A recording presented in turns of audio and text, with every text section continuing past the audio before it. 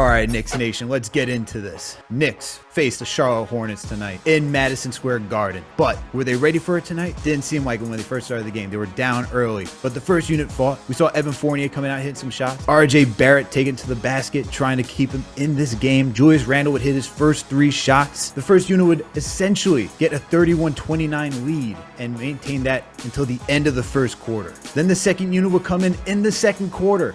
They were struggling. They didn't have it tonight. You could see that IQ wasn't getting a shot in the second quarter. Deuce McBride wasn't having it with the fumble that went out of bounds. Obi Toppin was just the only guy who was able to get 2 buckets. Jericho Sims just grabbing some boards. So then Tom Thibodeau had to bring in that first unit once again and exhaust them trying to maintain that lead, but it didn't work. Knicks would be down by the end of the second quarter going into halftime. They come out of it. You'd think they'd have the energy to bring it back. They made it close. Again, a Tom Thibodeau blunder to let them run the entire third quarter. They were gassed.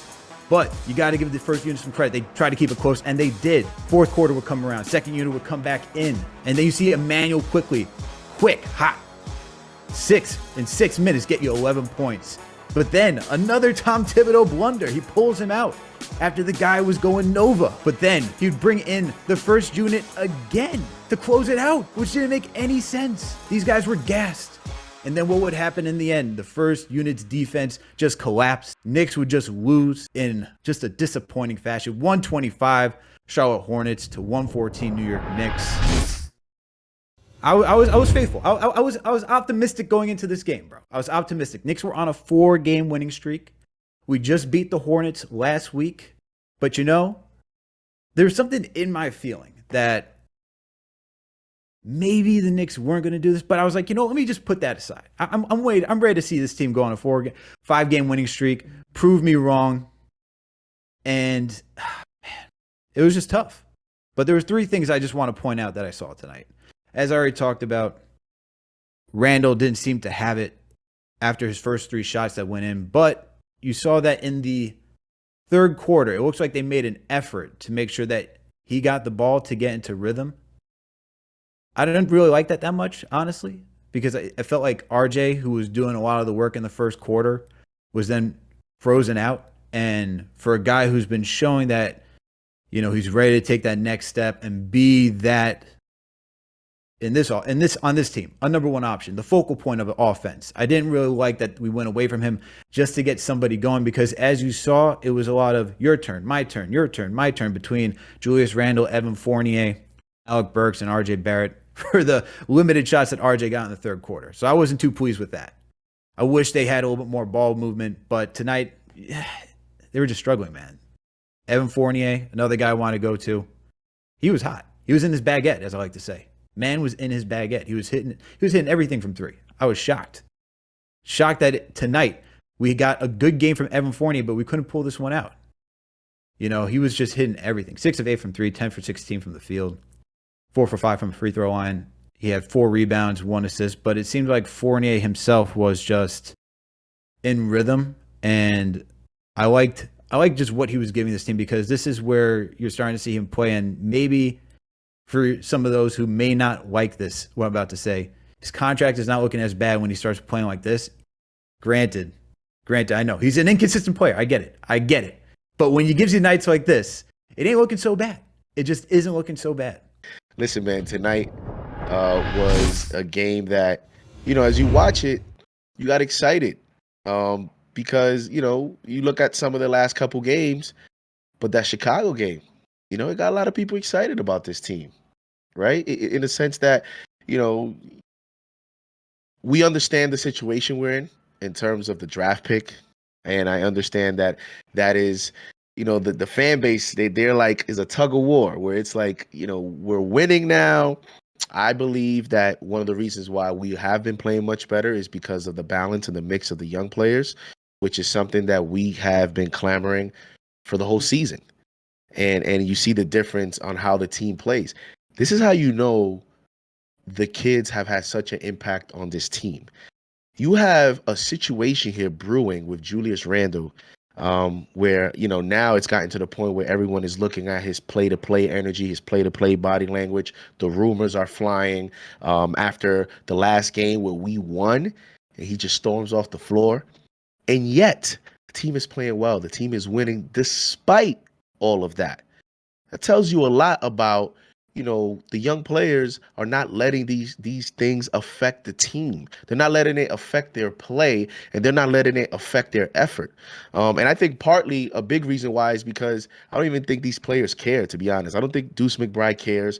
I don't think Grimes cares. Just because these guys have been waiting for this moment to get an opportunity to play consistently.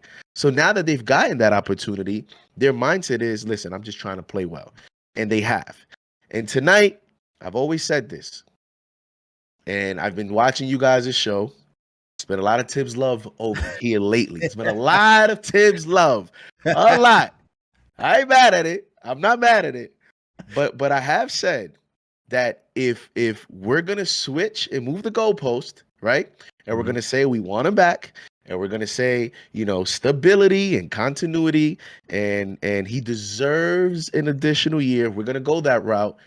Just because it's the end of the season, just because there's 5 games left, to me, does not mean that we're evaluating him differently. And I think he understands that. You know why? Look at the way he's managing some of these games. He wants to win them.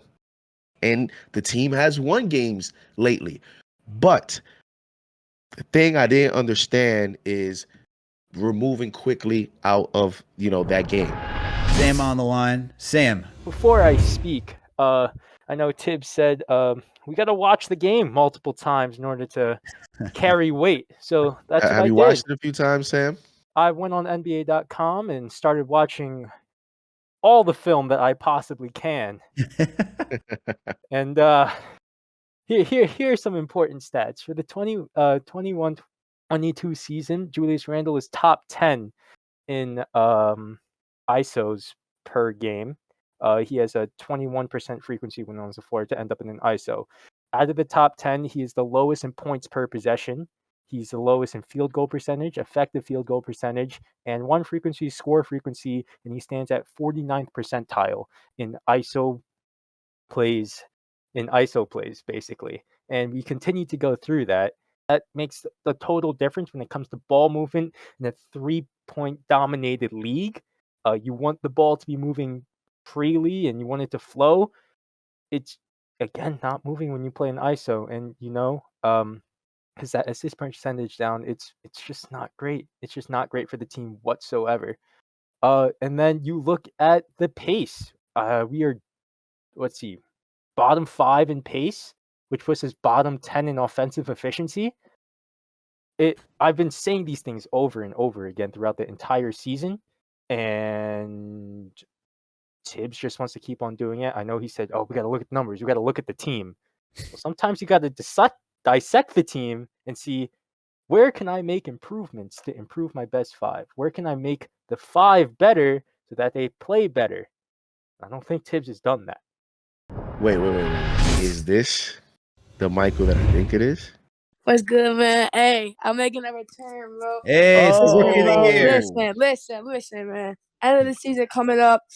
We basically messed up. The only good thing we had was getting a better draft pick. And we're going to get, let's say, the 15th pick. This man, Leon, going to trade back for the pick for 2 extra second-round picks. So we're probably going to have the 18th pick. And listen, basically the only high point is the kids right now. And this game just shows why next season with Tibbs and Randall is not going to be good. And at least halfway, they have to do something, bro. And in the offseason, I want Burks gone. I want every veteran except maybe Fournier, because I think realistically they're gonna keep him. But every other vet that's not $70 million contract gone, even though I want them gone. Listen, I'm done with this man Tibbs going to Randall every play, not holding him accountable, let him do whatever he wants. And then this man, Randall, okay, so you go off the court on a win, and then on a loss, since you played good, you want to dap up Miles Bridges. Like, what are you doing, bro? Like, if the team really wants to win, you stand on the court after a loss, not whining and laughing just because you play good, bro. You can't have them. And next season is going to be the same thing until we trade them. So I'm just going to wait until the kids get their real chance. Obi gets the real chance. Tibbs out. Until then, man, I mean, it's just going to be the same unless Tibbs changes or unless Randall goes back. It's not. It's just going to be a loop until they're gone. I think this is a good place to end the show.